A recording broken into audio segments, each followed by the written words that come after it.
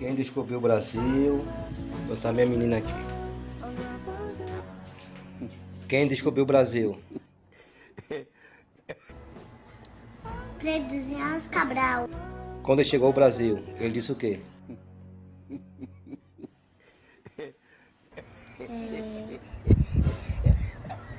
Cheguei. Cheguei, Brasil.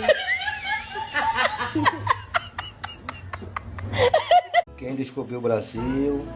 Vou botar minha menina aqui. Quem descobriu o Brasil? Pedro Alves Cabral. Quando ele chegou ao Brasil, ele disse o quê?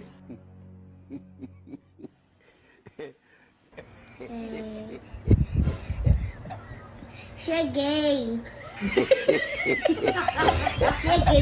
Cheguei, Brasil.